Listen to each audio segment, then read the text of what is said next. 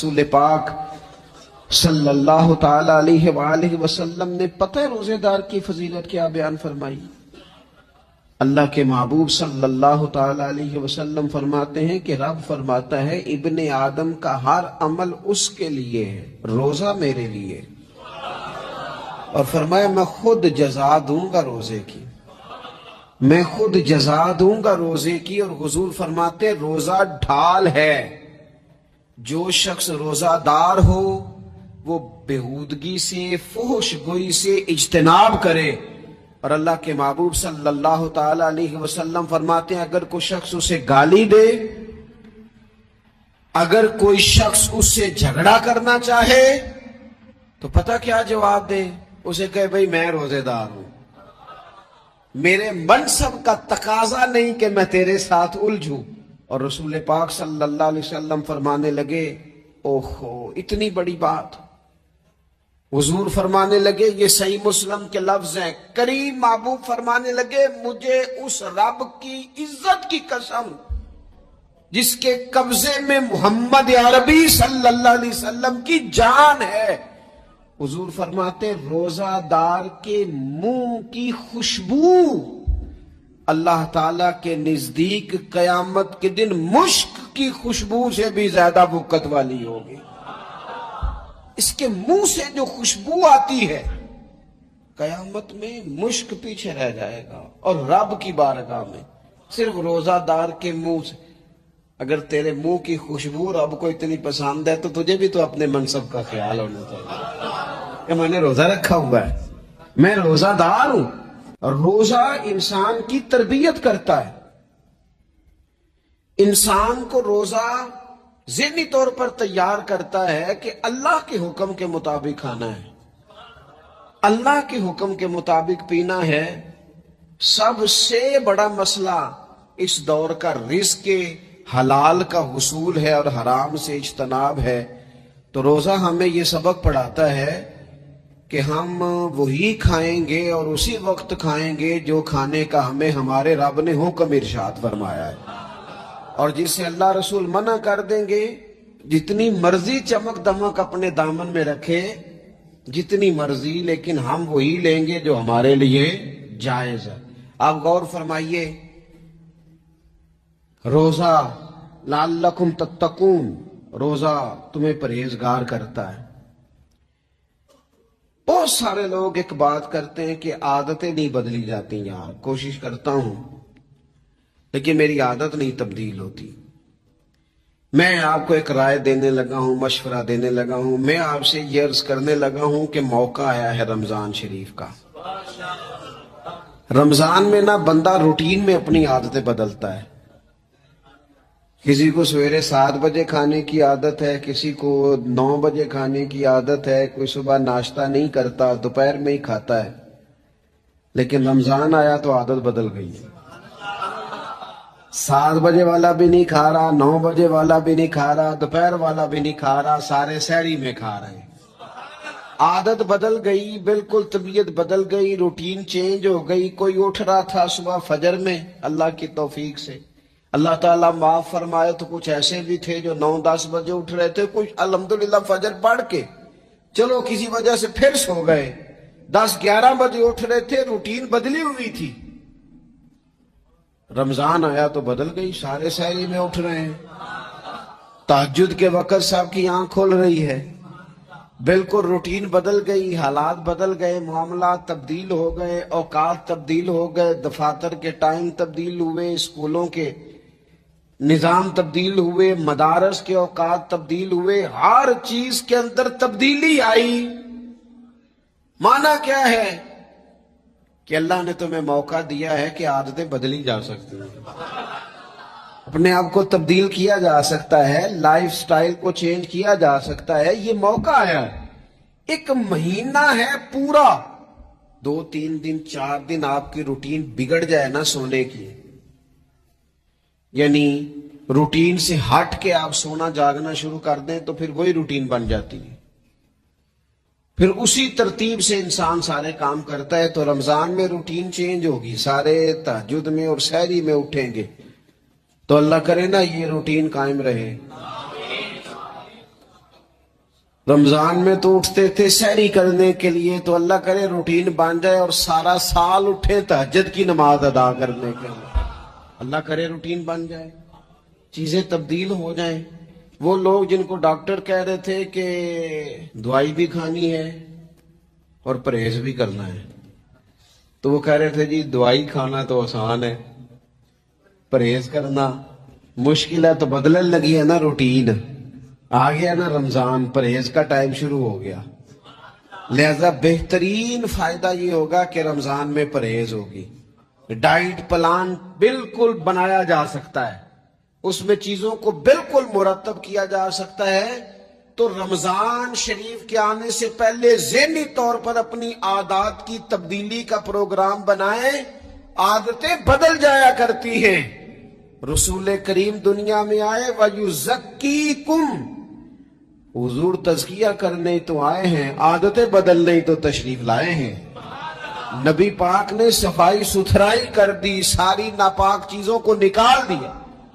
تو روٹین دیکھیں کہ رمضان میں تقوی کے حصول کے لیے اپنی عادات کو تبدیل کرنا ہے، اور اس کے لیے ذہنی طور پر اپنے آپ کو تیار کریں۔ وہ جو کہتے ہیں بچے سویرے نہیں اٹھتے، وہ روٹین بنا لیں، یہ موقع آیا ہے، ابھی سے ارادہ کر لیں کہ جناب ہم نے اس ترتیب سے اپنے گھر کو، ماحول کو، بچوں کو اس ترتیب سے ہم نے مرتب کرنا ہے چیزوں کو۔ یہ آپ ارادہ کریں، اللہ تعالیٰ مدد فرمائے گا۔ رمضان المبارک کی جو خاص فضیلت ہے، اس خاص فضیلت کو رمضان آنے سے پہلے ذہن میں بٹھا لیں، اور رمضان المبارک پورے کا پورا اس ذوق سے گزاریں کہ ذہن میں بات موجود ہو، ذہن میں، کہ دراصل رمضان کیا ہے۔ اللہ کے پیارے رسول صلی اللہ تعالی علیہ وسلم نے فرمایا، اے لوگوں تم پر ایک عظیم المرتبت مہینہ سایہ فکن ہو رہا ہے۔ حضور فرماتے ہیں شہر مبارک، فرمایا یہ بڑا برکت والا مہینہ ہے، یہ برکتیں لے کے آیا ہے، یہ رحمتیں لے کے آیا ہے، یہ اپنے ساتھ عنایات لے کے آیا۔ اور نبی اکرم صلی اللہ تعالی علیہ وآلہ وسلم نے فرمایا، جو بندہ بھی قرب الہی کی نیت سے رمضان میں نیکی کا طلبگار ہوگا، فرمایا وہ اگر نفل نیکی کرے گا نا تو اللہ تعالیٰ اسے فرض کے برابر ثواب عطا فرمائے گا۔ اور حضور علیہ السلام فرماتے ہیں جو اس مہینے میں ایک فرض ادا کرے گا، اللہ 70 فرضوں کے برابر اجر عطا کرے گا۔ اپنے ذہن میں ایک بات بٹھائی جائے، ذہن میں یہ بات بٹھائی جائے کہ یہ نا برکت والا مہینہ ہے، اس میں میرا ثواب بڑا ضربوں کے ساتھ آگے بڑھے گا۔ ایک ذہن بنایا جائے اور پھر ثواب اکٹھا کرنا شروع کر دیا جائے۔ پھر وہ ترتیب بنا لی جائے، کاروباری نہیں، روحانی ترتیب، کاروباری نہیں، نئے سے نئے سٹال نہ تیار کیے جائیں، مہنگائی کیسے کرنی ہے اور کس طرح کر کے کن چیزوں کی آج کل مانگ ہوگی، کس ترتیب سے سودا پہلے ہی خریدنا ہے، مہنگا کیسے کرنا ہے، اللہ معاف کرے مصنوعی قلت کیسے پیدا کرنی ہے، کمائی کیسے کرنی ہے۔ رمضان کے اندر جناب لوگ ساری ترتیب لگا کے، ساری، میرے ایک دوست ہیں میڈیکل کے شعبے سے وابستہ ہیں، تو مجھے کہنے لگے کہ ڈاکٹر بھی اپنی روٹین بدلتے ہیں اور معدے والی ساری دوائیاں بھی اکٹھی کر لیتے ہیں کیونکہ رمضان آنے والا ہے، یہ زیادہ لوگ استعمال کریں گے۔ تو وہ ماحول نہ پیدا کریں کہ ہر چیز دنیا داری ہو جائے، ہر چیز دنیا داری نہیں، ہر چیز کو ایک نیا روپ دے دیا جائے اور نیا سے نیا مال کمانے کا سلیقہ بنایا جائے۔ میں اکثر کہا کرتا ہوں کہ رمضان تو اس لیے تھا نا کہ اس میں کم کھانا ہے، تھوڑا کھانا ہے، لیکن اگر بندہ کہے کہ میں نے صبح کا چونکہ کھایا نہیں، لہذا اب شام کو اتنا کھانا ہے کہ ہفتے سے پہلے ڈاکٹر کے پاس بھی جانا ہے، میں نے وہ سارا پوری کرنی ہے روٹین، تو پھر وہ مقصد کو نہیں نہ سمجھا، پھر اس نے اس خوبصورتی کو نہیں پایا جو خوبصورتی اس کو دین دینا چاہتا تھا۔ ایک تو رمضان کی فضیلت کو سمجھنا ہے، اور پھر جب ہم روزہ دار ہیں، ہم نے روزہ رکھا ہوا ہے، تو نبی پاک علیہ السلام نے خود اس مفہوم کو کھول کے بیان کیا، فرمایا جس بندے نے جھوٹ نہیں چھوڑا، گناہ نہیں چھوڑا، گویا غیبت نہیں چھوڑی، بدی نہیں چھوڑی، تو اللہ کے محبوب علیہ السلام فرماتے ہیں پھر اللہ تعالیٰ کو اس کے بھوکا پیاسا رہنے کی تو کوئی ضرورت نہیں، کیونکہ لعلکم تتقون، تقوی اختیار کرنا تو روزے کا مقصد تھا، اور اگر اس نے وہ بات کو سمجھا ہی نہیں، استاد کے لیے صرف استاد ہو جانا ہی ضروری نہیں، اس کو پھر اپنے منصب کا لحاظ کرنا بھی ضروری ہے کہ میں استاد ہوں۔ والد کا صرف والد ہو جانا ہی کمال نہیں، اس کو پھر اس منصب کے تقاضوں کو بھی سمجھنا چاہیے کہ اب میں ایک باپ ہوں، اب میں روٹین میں وہ آزاد نہیں ہوں کہ جہاں میرا جی چاہے گا جاؤں گا، جہاں میری طبیعت چاہے گی میں کھاؤں گا، جہاں میرا دل کرے گا میں وہ کام کروں گا۔ اب آپ سرپرست ہیں، سربراہ ہیں۔ انسان دیکھیں نا، ایک شخص ہے وہ عالم ہے، اب علم پڑھ لینا صرف کمال نہیں، وہ اپنے منصب کو بھی تو سمجھے نا، اس منصب کے وقار کو، اس کے لحاظ کو بھی تو سمجھے نا۔ ایک آدمی اگر عمر رسیدہ ہے، بڑا ہے، بزرگ ہے، اور وہ چاہتا ہے کہ میری بزرگی کی وجہ سے میرا اکرام کیا جائے، تو اسے اپنے منصب کا بھی لحاظ کرنا پڑے گا۔ اس کو حضرت سعدی فرمایا کرتے تھے، میں نے 18 سال کے بزرگ دیکھے اور میں نے 75 سال کے بچے دیکھے۔ حضور کیا مطلب؟ فرمانے لگے عمر ہو گئی لیکن اپنے منصب کا خیال نہ کیا، عادات بچوں والی رہی۔ اور فرماتے میں نے ایسے لوگ دیکھے جن کو شروع وقت میں ہی اللہ والوں کی صحبت نصیب آئی، تو وہ جو بزرگی ہے وہ پھر عمر کی وجہ سے نہیں ملی، وہ اللہ نے علم اور عمل کی وجہ سے عطا فرما دی۔ تو اپنے منصب کا لحاظ کرنا کہ میرا یہ منصب ہے۔ اسی طرح جب ہم نے روزہ رکھا ہوا ہوگا نا، تو پھر ہم نے اس منصب کا بھی لحاظ کرنا ہے کہ میں روزے دار ہوں، پھر خالی بھوکے پیاسا نہیں رہنا۔ اور میرے نبی پاک علیہ السلام کے یہ 2 لفظ ہیں نا، وہ صوفیاء ہیں نا، اللہ کے نیک بندے جو ساری زندگی تڑپتے رہے کہ کبھی یہ حقیقت منتظر نظر آنا لباس مجاز میں، کبھی مالک ایک دفعہ کبھی تیرا جلوہ ملے، کبھی یہ حقیقت منتظر نظر آنا لباس مجاز میں۔ لاکھوں سجدے تڑپ رہے ہیں میری جبین نیاز میں، اور جو ساری زندگی کہتے رہے کہ ہم تو عمر دراز مانگ کے لائے تھے 4 دن، 2 آرزو میں کٹ گئے، 2 انتظار میں، یہ دیکھو انہیں انعام ملنے لگا۔